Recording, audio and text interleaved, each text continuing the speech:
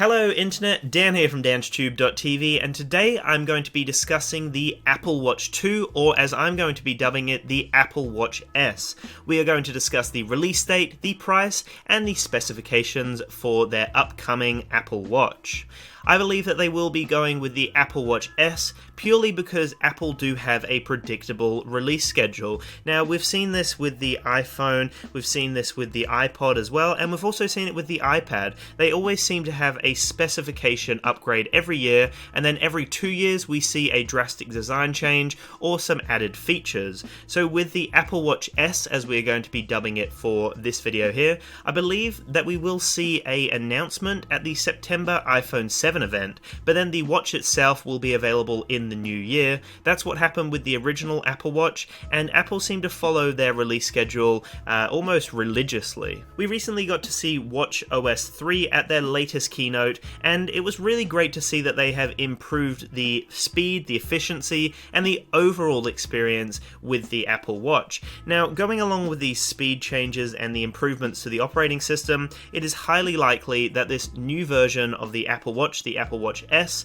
will likely have improved internals. Now, they're saying that it's going to be a lot thinner as well. I'm wearing my Apple Watch now. I recently got one. I will have a review on my channel soon, and I do like the size of it. It feels nice, it feels sturdy, and I don't think it's too big, but it would be nice to see maybe a slightly thinner bezel or maybe just a thinner design overall. It is very likely that the Apple Watch S will have improved internals. Now, we can expect to see a lot faster all-rounded product here, so I'm expecting faster load times, faster processing, and maybe a few more gimmicks here and there in terms of the design of the watch faces and maybe even apps. I'd like to see improvements to the apps, but that all comes down to developers. But with a more powerful piece of hardware, then they can push the boundaries a little bit more. The biggest rumor is the addition of a camera to the Apple Watch. Now, at the end of the day, a camera is a very gimmicky thing to have on a watch. When would you actually need to have this over having your iPhone in your pocket or your device in your pocket?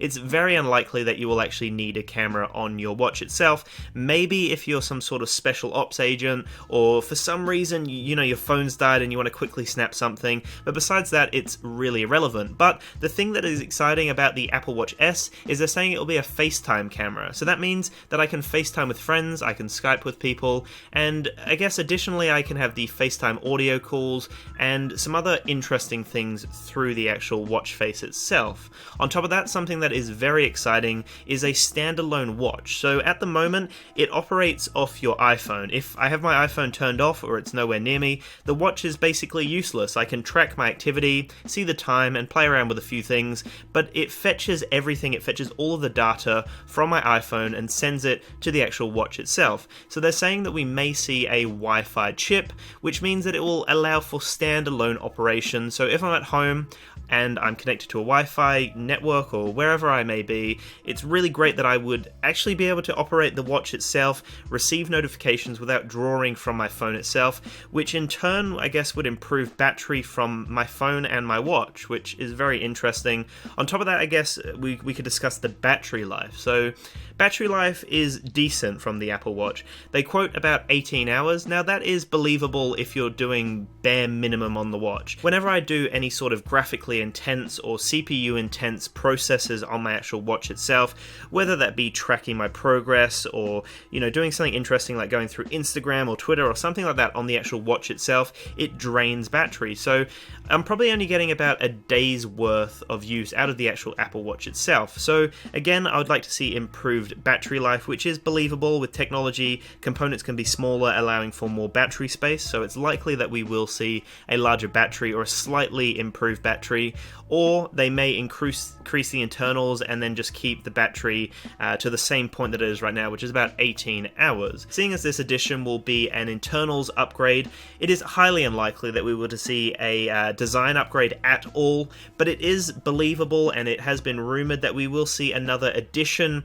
to the catalogue added. So it will be a watch that sits between the Steel Apple Watch and the Apple Watch Edition, so the crazy expensive one and the one below that, so kind of a midpoint would be really nice for people with a little bit more money. I'm currently rocking the Apple Sport, and I love it. You know, there's no reason to have the other watches unless you really want to gloat, and at the end of the day, it comes down to the bands, and that's something I'm going to move on to. Right now, I have a $30 band off eBay. I absolutely love it.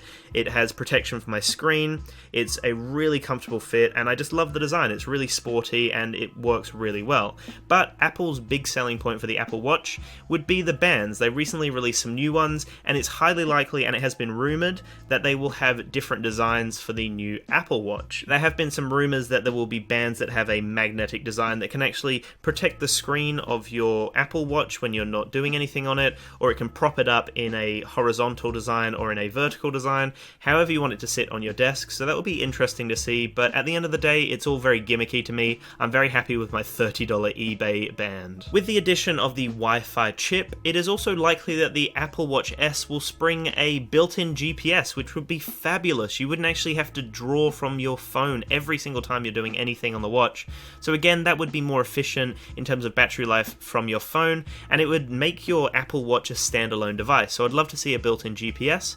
I would also like to see a more durable and waterproof design, because at the moment, the Apple Watch can only be submerged for 30 minutes. I'd like to see something that is completely waterproof. I'd like to see something that I can wear at all times when I go for a swim or when I go to the beach or whatever I do, go in the shower. It would just be amazing to be able to wear my smartwatch at all times. I do expect the price tag to be very similar. There have been rumors that they're going to knock off $99, but I don't believe that at all. I think that it will stick at the same price. I discussed that they should release a thinner model, and that has been rumored as well.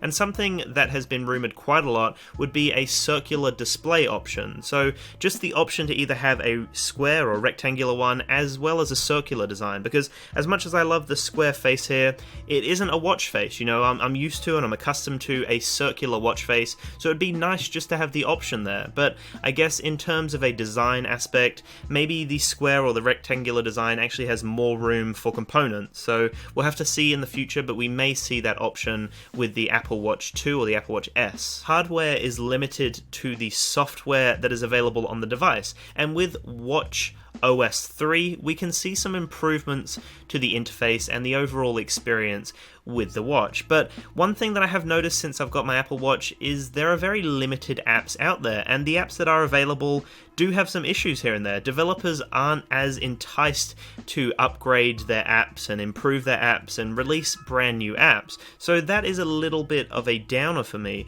We constantly see new iPhone apps.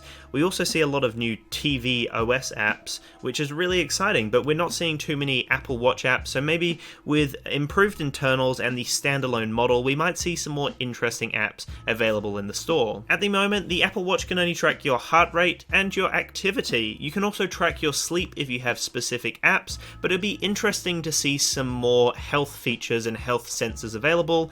There are talks that there will be a glucose monitoring system in the future, which would be fascinating. And then on top of that, they could also implement some sort of gyro system where it can track your sleep from the actual Apple Watch itself without having a third-party application. It would also be very interesting to see some more technology and some more health sensors implemented. Besides all of these possibilities, it is very likely that we will see a minimal incremental update from Apple in terms of just a overhaul to the entire internals, maybe just improved battery life, improved performance, and just a better operation overall. I don't expect anything crazy with the S model, but in the future editions, I can expect some amazing health tracking abilities and maybe some other really cool features. So overall, it would just be really cool to see a more standalone device with the Wi-Fi and GPS chip. It would be great to see a more waterproof device. It would also be great to see the camera for FaceTime, but besides that, I would just like to see a faster operating system built in, which we will see with Watch OS 3, and then I guess the improved internals will make the watch overall one of the snappiest watches on the market, hopefully. So it's interesting to see where this whole wearable market is going to go, but I'm not expecting anything too crazy from the September launch, but we'll have to wait and see, guys. Leave your comments below. I would love to see what you guys would love to see. Let me know if you're using another smartwatch that you highly recommend, or I guess just overall what you thought of my video. So thank you guys so much for watching. Make sure to have a fabulous day, and peace out.